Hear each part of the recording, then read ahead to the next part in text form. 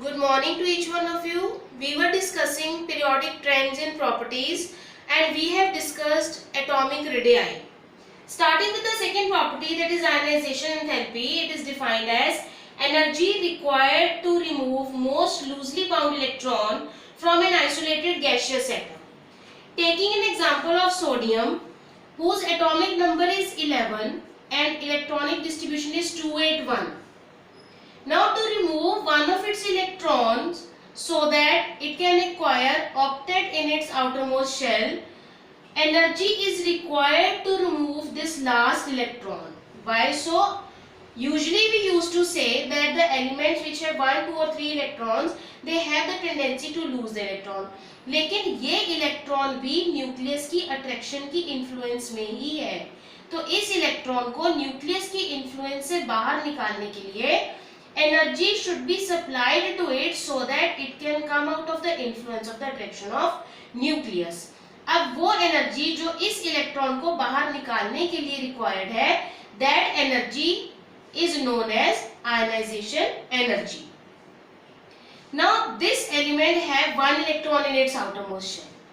If we come up with magnesium whose atomic number is 12, its electronic distribution is 282. In order to achieve the nearest noble gas configuration, magnesium is in need to lose these two electrons. इसमें से ये दो electrons निकलेंगे. Obviously, अगर दो electrons निकले, they both will lose the atom one by one. दोनों एक एक करके निकलेंगे. अगर एक इलेक्ट्रॉन निकालने के लिए हमें एनर्जी देनी पड़ेगी तो first of all magnesium atom will get converted to Mg1 plus. In this condition, its electronic configuration becomes 281 because it has lost one electron still. अभी तक इसने एक ही इलेक्ट्रॉन लूज किया, लेकिन एक इलेक्ट्रॉन लूज करके भी इसकी electronic configuration nearest noble gas जैसी नहीं है.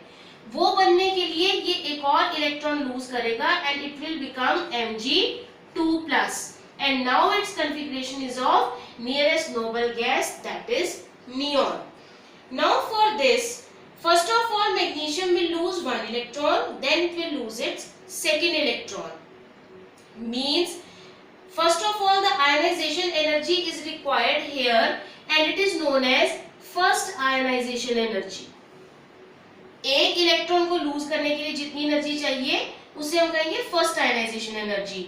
And then to remove the second electron, again the ionization energy which is required, it is termed as second ionization energy. In all, we say that to remove two electrons, two successive ionization energies are required. पहली एक electron को remove करने के लिए, फिर उससे ज्यादा energy चाहिए सेकेंड इलेक्ट्रॉन को रिमूव करने के लिए. Comparing these two, ionization energy first is less than second ionization energy. क्यों? क्योंकि फर्स्ट इलेक्ट्रॉन रिमूव करने के लिए इलेक्ट्रॉन को एटम में से रिमूव होना था. इलेक्ट्रॉन रिमूव होने के बाद now it is containing 12 protons but 11 electrons and the attractive pull increases. 12 proton 11 electrons को और ज्यादा स्ट्रांगली अपनी तरफ अट्रैक्ट कर लेंगे. इसलिए जो सेकेंड टाइम एनर्जी देनी पड़ेगी वो फर्स्ट टाइम से ज्यादा होगी. सो these are the successive ionization energies and on comparing it, first ionization energy is less than second ionization energy. In the same way, if we take the example of aluminium whose atomic number is 13, electron distribution is 283. In this case again the ionization energy is in succession. Means Al first of all get converted to Al plus, then this Al plus will get converted to Al2 plus, and then this Al2 plus will get converted to Al3 plus. Means in 3 steps we have to supply the energy in order to have stable electronic configuration of aluminium ion. Now here its configuration will be 2,8. यहाँ से इसने एक electron lose किया, so ionisation energy will be first. यहाँ से एक electron lose किया, here the ionization energy will be second. Again by losing one electron, here the ionization energy will be third. अब हम इन तीनों ionization energies को compare करें तो third ionization energy will be highest, then second and then first. पहले पर energy कम देनी पड़ेगी, second में उससे ज़्यादा, third उससे ज़्यादा. So this is known as successive ionization energies, and mostly the ionization energies are 3 only because the atoms have tendency to lose electron up to 3. Now if we talk about trends in the periodic table, how does this ionization energy vary within the period and down the group? Within the period, if we write the elements lithium, beryllium, boron, carbon, nitrogen, oxygen, fluorine and neon. Here the electronic distribution is 2-1, then it is 2-2, then 2-3, 2-4, 2-5, 2-6, 2-7 and 2-8. The configuration is showing to us that while going from lithium to neon, the tendency to attract the electron is increasing. Means on the other hand, electron छोड़ने की tendency कम हो जाएगी. अगर electron छोड़ने की tendency कम होगी तो हमें एनर्जी ज्यादा देनी पड़ेगी इलेक्ट्रॉन को एटम से बाहर निकलने के लिए. So we say that while going from lithium to neon, or in other words within a period the ionization energy value increases. इधर से इधर जाते हुए ionization energy की वैल्यू जनरल ट्रेंड के अकॉर्डिंग इंक्रीज होगी. The reason being that size is decreasing and the tendency to gain the electron is increasing. So for the loss of electron, large amount of energy is required to take out the electron from the atom. Down the group, if we talk about the elements down the group, lithium, sodium, potassium. The configuration here is 281, here is 2881. Means down the group the size is increasing. Nucleus से valence electron का जितना distance ज्यादा होता जाएगा उतनी nucleus की attraction valence electron पे कम होगी. अगर अट्रैक्शन कम होगी तो हमें कम एनर्जी देनी पड़ेगी न्यूक्लियस की अट्रैक्टिव फोर्स से इसे बाहर निकालने में. Hence down the group the ionization energy decreases. From left to right it increases and from top to bottom it decreases. Here the reason being the size is decreasing and the tendency to lose the electron is also decreasing. Down the group the size is increasing. Effective nuclear charge is decreasing क्योंकि nucleus का effect बाहर वाली shell तक कम होगा, इसलिए electron lose करने की tendency और ज्यादा हो जाएगी. न्यूक्लियस की अट्रैक्शन कम होगी तो हमें कम एनर्जी देनी पड़ेगी इस अट्रैक्टिव एनर्जी को ओवरकम करने के लिए. So this was the general trend within the period and down the group. Coming to the factors on which ionization enthalpy depends. First is atomic size. Size increases, effective nuclear charge decreases, ionization energy decreases. This we have discussed here also कि इधर से इधर size बढ़ता जा रहा था तो nucleus से लास्ट इलेक्ट्रॉन को अट्रैक्शन कम मिलता है, इसलिए कम आयनाइजेशन एनर्जी, कम एनर्जी देनी पड़ती है बाहर वाले इलेक्ट्रॉन को एटम से बाहर निकालने के लिए. और इधर से इधर क्योंकि साइज डिक्रीज हो रहा था इसलिए हमें ज्यादा एनर्जी देनी पड़ रही थी न्यूक्लियस की अट्रैक्शन से बाहर वाले इलेक्ट्रॉन को बाहर निकालने के लिए. Second is nuclear charge.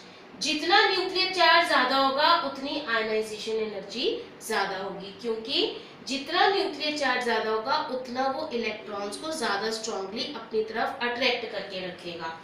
For example we have done a magnesium. Magnesium ने अपना एक इलेक्ट्रॉन दिया तो इसने बना लिया Mg+. Second time it loses one of its electrons again and shows the state of Mg2+. Now here we have discussed कि यहाँ जो हमें फर्स्ट स्टेप पर एनर्जी देनी पड़ी थी वो कम थी as compare to the second step. The reason being कि यहाँ 12 प्रोटॉन्स और 12 इलेक्ट्रॉन्स थे। एक इलेक्ट्रॉन लूज करने के बाद इस कंडीशन में protons are 12 but electrons are 11। 12 protons 11 electrons को ज्यादा स्ट्रांगली अट्रैक्ट करके रखेंगे, इसलिए इसमें हमें यहां से यहां पहुंचाने में एनर्जी ज्यादा देनी पड़ेगी एक और इलेक्ट्रॉन को लूज करने में। तो this is the case that if nuclear charge is more energy is required to remove the valence electron. Next is screening effect. Screen is a type of shield. Shield जैसे हम simple words में कहें कि अगर हम अपने घर में एक शेड डलवा लेते हैं तो बाहर की धूप या बारिश या ठंड अकॉर्डिंगली कोल्ड वो कम अंदर की तरफ आता है। इसी तरह जितनी ज्यादा शील्डिंग होगी उतना ज्यादा न्यूक्लियस का अट्रैक्टिव इन्फ्लुएंस बाहर वाले इलेक्ट्रॉन्स पे कम जाएगा, तो हमें कम एनर्जी देनी पड़ेगी इलेक्ट्रॉन को बाहर निकालने के लिए। Next is penetration effect. What is there in this is that greater is the probability of finding the electron closer to the nucleus, greater is the ionization energy. जितना ज्यादा इलेक्ट्रॉन न्यूक्लियस के पास होगा उतनी ज्यादा न्यूक्लियस से electrons को attraction मिलेगी और उतनी ही हमें एनर्जी ज्यादा देनी पड़ेगी इलेक्ट्रॉन को बाहर निकालने के लिए। So more is the probability of finding the electron closer to the nucleus, greater is the ionization energy and vice versa. Last and very important point which is to be kept in mind, इस point से exceptions भी बनती हैं और exam में question आने की probability भी इसी point की वजह से ज़्यादा होती है। The point is symmetry of electronic configuration.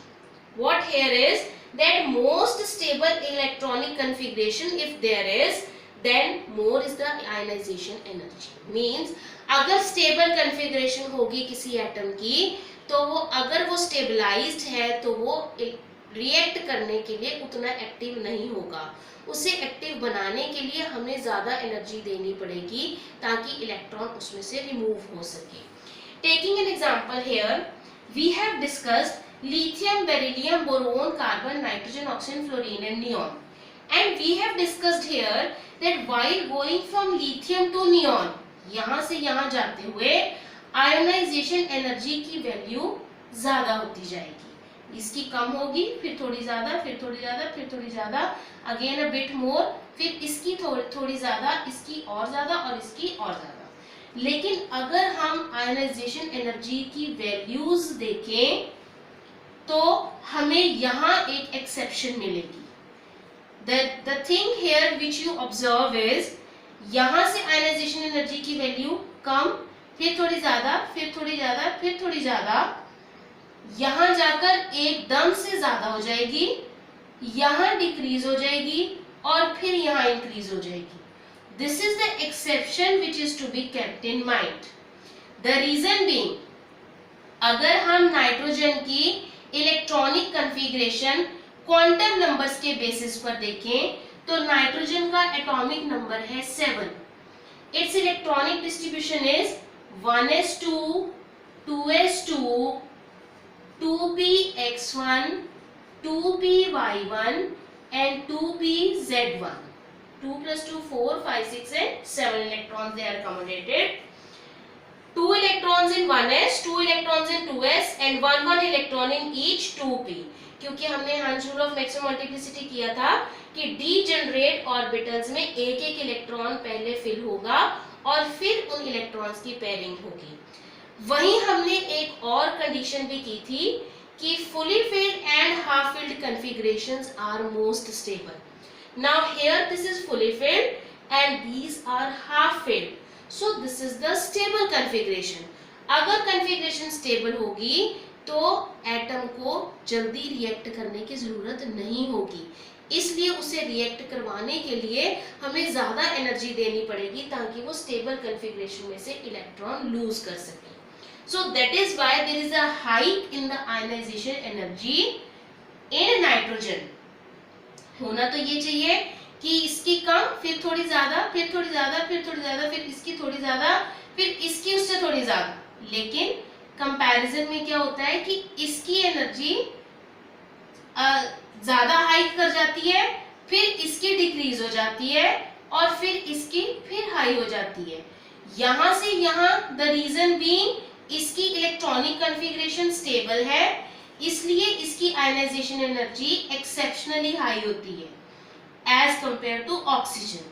और फ्लोरीन की ऑक्सीजन से क्यों हाई होती है? क्योंकि इधर से इधर जाते हुए साइज डिक्रीज कर रहा है, इसलिए फ्लोरीन का साइज ऑक्सीजन से कम हो जाता है, इफेक्टिव न्यूक्लियर चार्ज ज्यादा हो जाता है, इसलिए फ्लोरीन की ionisation energy as compare to oxygen ज्यादा होती है। तो यहां से आपको क्वेश्चन आने का क्या चांस होता है कि compare the ionisation energy of nitrogen and oxygen along with the comparison of ionization energy of oxygen and fluorine। यहां से आप कहेंगे कि नाइट्रोजन की ही ज्यादा होगी ऑक्सीजन के कंपैरिजन में, क्योंकि इसकी स्टेबल कॉन्फ़िगरेशन है, और यहां से फ्लोरीन की ज्यादा होगी क्योंकि फ्लोरीन का साइज ऑक्सीजन से छोटा है। So these are the trends of showing variation of ionization energy within the period and down the group, and the factors on which ionization energy depends. Thank you.